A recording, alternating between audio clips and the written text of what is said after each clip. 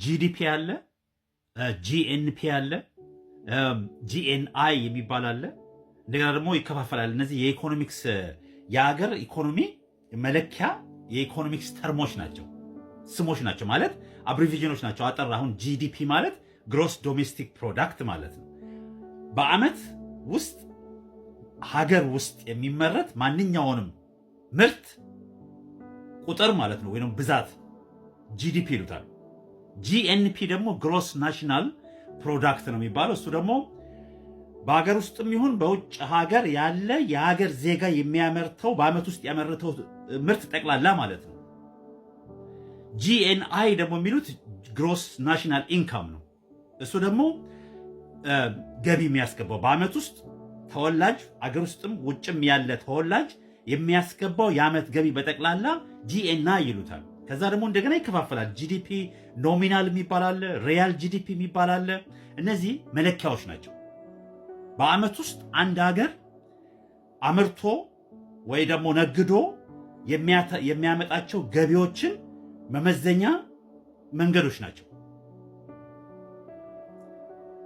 ዛሬ ስለ አንዱ ስለ ጂዲፒ ላወራችሁ ፈልጉ። ጂዲፒ ማለት ያው ቤዙ ነው፣ ዋናው መለኪያው።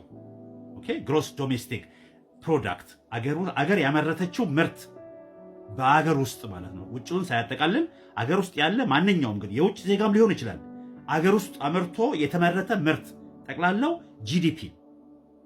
ከዛ ደግሞ ጂዲፒ ሪያል አለ፣ ጂዲፒ ኖሚናል አለ፣ ፐር ካፒታል አለ። ለህዝቡ ሲካፈል ጂዲፒ ፐር ካፒታል ይባላል። ከዛ ደግሞ ፔይመንት ፓሪቲ የሚባል አለ።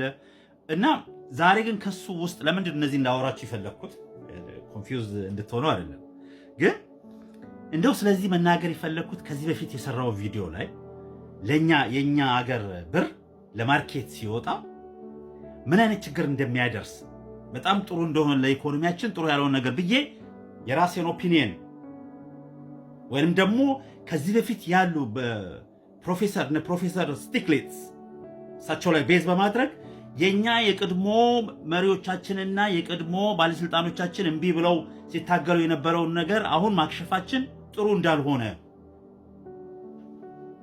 ብዬ ያልኳችሁ ነገር አለ። ቪዲዮ አለ እስካሁን ማየት ከፈለጋችሁ።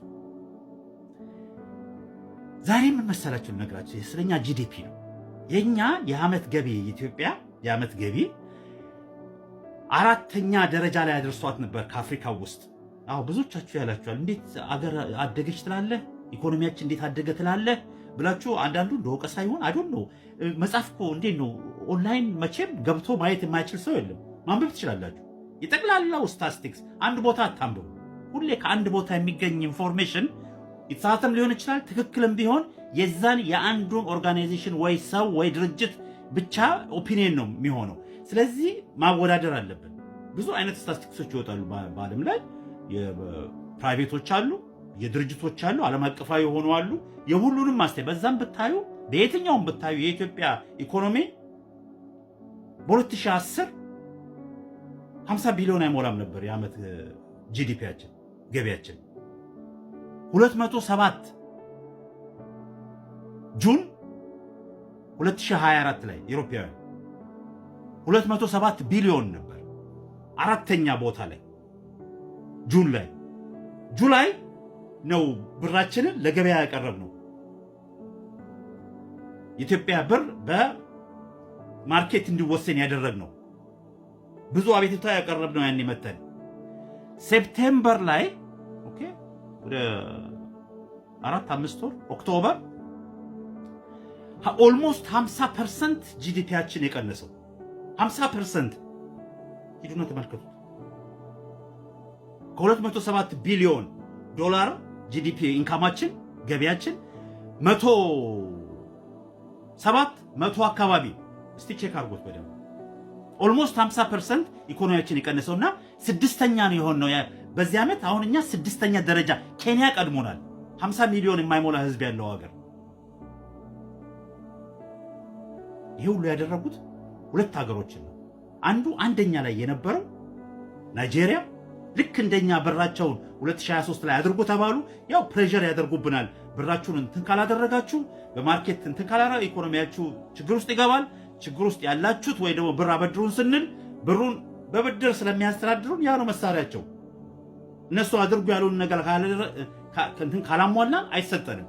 that is the reason እኔ መጥቼ ወይ ደግሞ እኔን የመሳሰሉ ሰዎች መተን ከበፊቱም ይሄ ነገር ጥሩ አለ እስከዛሬ ሰምታችሁን አታውቁም። እኔ ኢንቮልቭ ሳደርግ በፍጹም ኢንቮልቭ አላደርግም። አንደኛ ሁሌ እነግራችኋለሁ ፖለቲካ ፓርቲ ወይ ደግሞ የጎሳ ፓርቲ ወይ ምናምን ውስጥ እንደሌለው መቼም እስካሁን የገባችሁ ይመስለኛል። እኔ ደርቲ ነው በጣም መጥፎ አይነት ነገር ውስጥ ነው ያለነው። እሱን ደግሞ የሚጠቀምብን የውጭ ኃይል ነው። ዋና ሶርሱን ነው ላስረዳ ሞክረው በተቻለ ባለችኝ በትንሽ ጊዜ እየመጣው ልናገር ሞክረው ችግሩ ያለው ከውጭ ነው። እርስ በራሳችን እንዲህ የሚያደርገን ከውጭ ያለ ነገር ነው እና ያችን በመናገሬ ብዙ ወቀሳ ወይ ደግሞ አንዳንድ ያው ፍሬንዶችም ኢንቮልቭ ማድረግ ሳይሆን እንደዚህ ነገር ምናምን ያላችሁ አላችሁ። ግን እኔ ኦነስት የሆነ ኦፒኒየን ይዤ ነው መጣው። በኢኮኖሚ በተመለከተ መንገድ ነው መናገር ፈልገው። ከዛ ደግሞ ያለብንን የውጭ ኃይል የሚደረግብንን ጭቆና ነው የምነግራችሁ። ዋናው ሶርሱን ነው ለማስረዳት ከእናንተ ጋር ዲስከስ ለማድረግ ሞክረውና አሁን የኛ ኢኮኖሚ እንግዲህ አስቡት ጁላይ ነው ያወጣነው እንትኑ በማርኬት እንዲወሰን ያደረግነው ብዙ ዶላር ለማስገባት ወደ ሀገር ውስጥ ብዙ ዶላር እንዲገባ አረብ ዶላር ራሱ የዶላር እንትን እንደዚህ እየቀነሰ መምጣቱን እንግዲህ በሰፊው አሁን ያለ ነው። ሬንሚንቢ የሚባል ዲጂታል ከረንሲ መጥቷል። ቻይና የቻይና ብር ዩዋን ወይ ደግሞ ሬንሚንቢ ነው የሚባለው። እነሱ ያወጡት ዲጂታል ከረንሲ ቶታሊ አቮይድ የሚያደርግ ሌላ መንገድ ቀይሶ ከዶላር እንትን ውጪ ይዞ ነው የሚሄድ። በጣም የሚገርም አይነት እኛም ተሳትፈናል አለንበት። ብዙ ሀገሮች እየተሳተፉ ነው አሁን ያሉት። ያንን ሲስተም መጣ ማለት እኛ የግድ ብራችንን ዲቫሉዌት ወይ ደግሞ ገበያ አውጥተን የቁማር መጫወቻ ማድረግ የለብንም። የካፒታል የውጭ ካፒታል መጫወቻ ማድረግ የለብንም አይደል እንዴ? እና ለዚህ ሁሉ አሁን ያበቃል ኢኮኖሚያችን በግማሽ ነው የወረደው እኮ በአንድ ዓመት።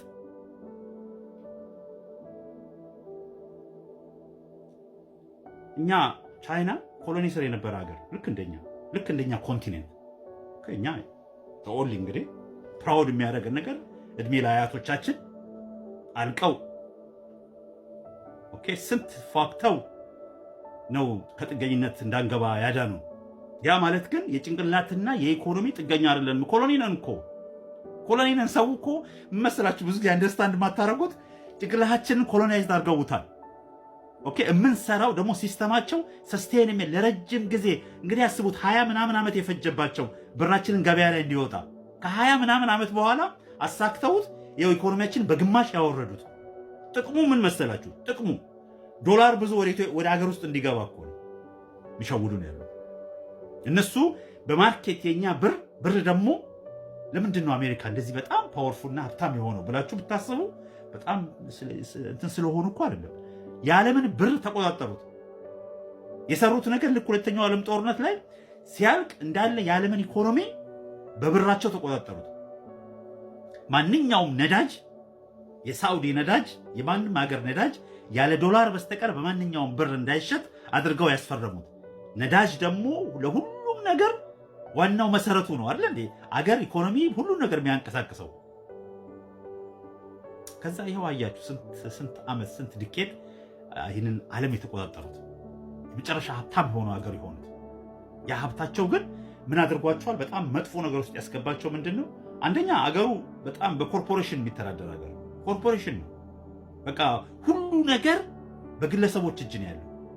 ሰው እኮ ቤት ገዝቶ ቤት እኮ የለውም። አሜሪካ ውስጥ መሬቱ የለውም። መሬቱ ሊዝ ነው። ሊዝ ብቻ ሳይሆን የግለሰቦች ነው። ማንኛውም ነገር አየር ብቻ ነው የማይሸጠው። ውሃው በግለሰቦች እጅ ስር ነው። ኤሌክትሪሲቱ ምኑ ጠቅላላው ነገር ውሃ የሚጠጣው ውሃ በወንዝ እኮ ነው። ወንዝ አሁን ለንደን የሚያልፍ ታምስ የሚባል ወንዝ አለ የሚጠጣ እንትን ውሃ ያለው ወንዝ። እሱ የግለሰብ ነው። መልቲ ቢሊዮነሮች ናቸው አውስትራሊያ ያሉ። አውስትራሊያ ያሉ ማለት አይቻልም። ሁሉም ሀገር ነው ቢሊዮነር፣ ሁሉም ሀገሩ ነው። ባህር ሀገሩ ነው። ኮንቲኔንት የፈለጉበት መኖር ይችላሉ። እና በእነሱ ስር የሚተዳደር እንትን ልክ እንደነሱ ለመሆን ሳይሆን በእነሱ እጅ እንድንገባ ነው የተደረግነው።